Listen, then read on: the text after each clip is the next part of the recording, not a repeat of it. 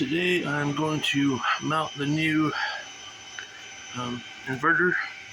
I brought my 5th battery into the trailer, put it in this little insulated thing that they get shipped in. I'll just sit that there for now. I might put the first 2 I had in those type of things too, or I might just take all these out of those and then make a little thing to hold them in place in here. But these give it good spacers so you can actually get to the back wire there. So I'm thinking I could put the other battery there in one too. You can see I have some stuff mounted on the floor to hold them in place, which worked great on the first trip I made. But now I have these 3 batteries. I'm going to mount this right up in here. Then I have to get my other bus bar, put that over here somewhere, and then I have to figure out how I'm going to connect those 2 together. But that is what I'm going to do today.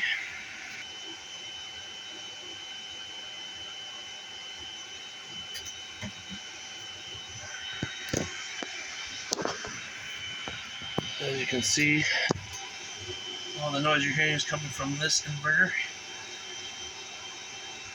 Going about 110, 130 watts. Running the air conditioner right now.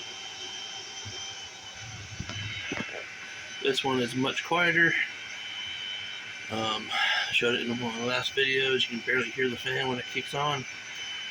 That one, although, is louder than my AC is, which is running right now. But you can't hear it. Once I put you in the Airstream, you don't want to hear it at all. So this one is much quieter. It's about the same amount of wattage. This is 3200. That one does 3000. But this is also pure sine. That one is a modified, which I got from Tractor Supply about 2 or 3 years ago. It's worked great. It lasted longer than the other pure sine wave inverter I bought, which died on me in about the first month of my trip I took. So I bought this to replace it, so I had power after that. So I'm going to mount this bus bar right in here somewhere, and I want to get all my wires from inside that I made to connect this to that. And we'll do that first. That way I know exactly where I want it to be. Also have to change this fuse out to at least a 300 amp fuse. Alright, I'll go get those wires. Alright, I had to change my plans. The wires I made originally are too short for these. So I had some more of these. I cut them down in length. I have some, these are 6-gauge silicone wires, which are rated for 175 amps.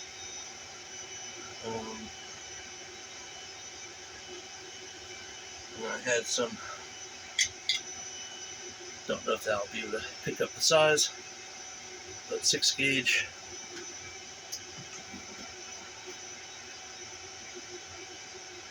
Got my hydraulic crimper.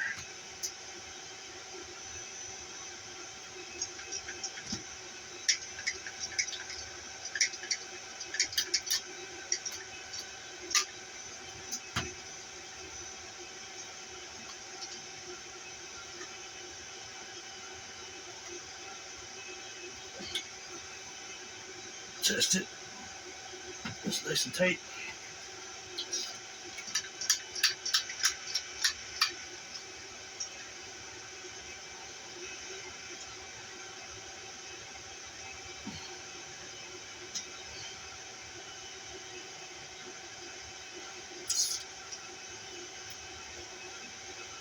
So these are 6-gauge wires. Those are 6-gauge fittings. And on this crimper, the ones labeled for 6-gauge actually work on 6-gauge. Whereas the 2/0 one, you really need to use the 1/0 to make it tight. The 2/0 is too loose. But so far, the thing works really good. Alright, now I have a set of these. I'm going to drill out these holes a little bit to fit on these screws or bolts, because they are a little too small. And I could try to thread them on, but I'm going to drill them out a little bit, and then they'll fit right in.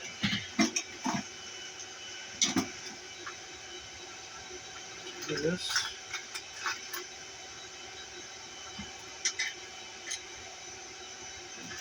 A little bit fits this.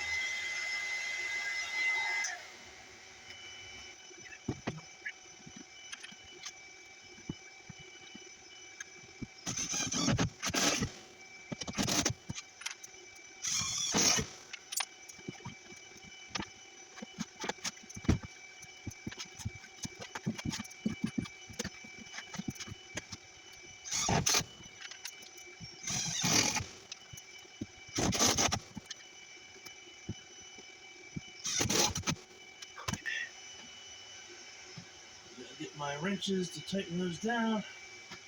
Now, this is nothing like that. Wired in. And from what I see online, 6 gauge silicone wire is rated for 175 amps.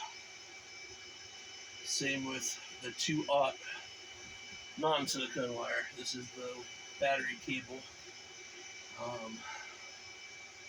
You need to have 2/0 for 175. Silicone wires cost more, but I got these from bigbattery.com.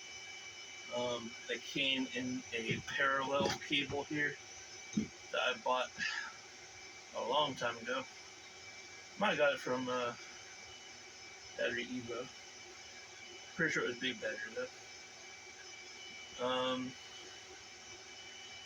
But I cut these two ends off of the parallel here, and what I can do with this is I can pop these out. I have to get some more inserts, and I could have this extra silicone wire. But now I have a bunch of 6-gauge silicone wire. I can do a lot of this with. At this point, I'm not going to mess with that side until it's cool enough outside. I don't want air conditioning in here, because I have to have that running for the air conditioner. But the next step would be to wire this battery into the system. I'll have to rearrange some of those, because right now I have 4 batteries on that side, and all my charging is going to that side. I'll have to unplug all of that, wire in here, mix it between the two, and then attach these two together. I plan on at least putting 2 batteries on this and 2 batteries on that. The third one will be in between. And I could take the charger, I could put one, like the positive over here, or the negative over here, and the positive over there, whatever. I'll have to redo all that wiring. But I got my new inverter mounted. I still have to get my wrenches, so I can take this fuse out, put a 300 amp fuse in there. I have to do all this. I gotta tighten all these up. I have to retighten these. I know they're too tight by hand to get off, but I'll have to retighten them anyway, because I did use these. And after you use them a couple times, you want to make sure you tighten them down, because of heat and contraction and expansion whenever they get hot. So once I get all this connected, I'll be trying to max out this. I have my induction cooktop, I have a microwave, I got my air conditioner.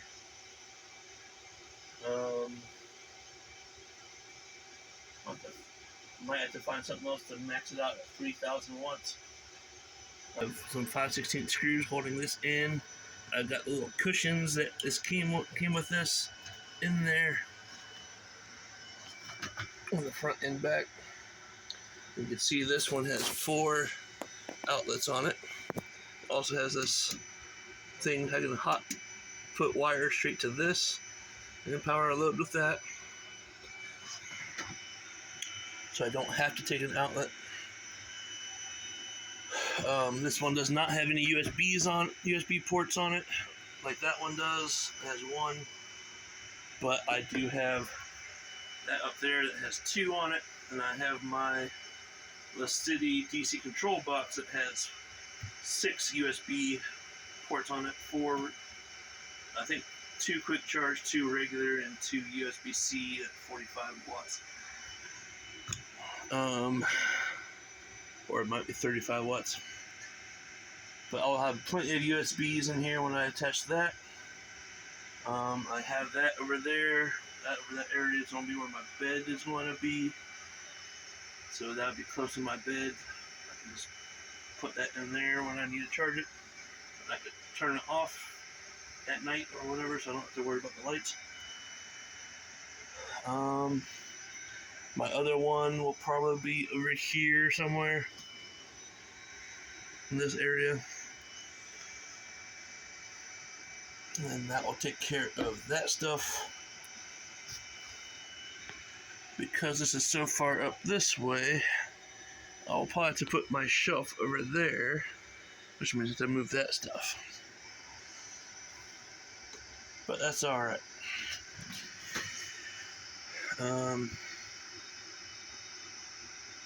Just got my fuse block way over there. At least one of my fridges will be wired straight to that.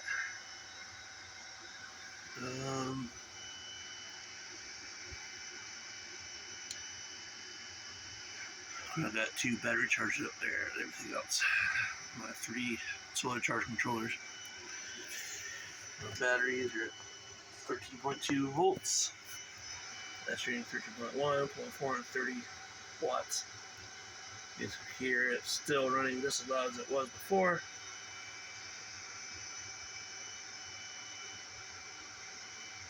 which is why got this one. And that thing running the AC all night would probably keep me awake. This one won't. And I've already tested this at over 2,000 watts, and it ran just fine like that. I mean, most of the time I will not be using that much power, and this air conditioner pulls a max of 900 watts, and the microwave pulls about 1,200 when it's running, even though it's rated for 700 watts. And of course, the induction cooktop pulls up to 1,300 watts. So altogether, that's almost right at 3,000 watts if the air conditioner is at max speed, which it won't be unless it's the middle of summer and 100 degrees outside. Alright, well, that's it for today.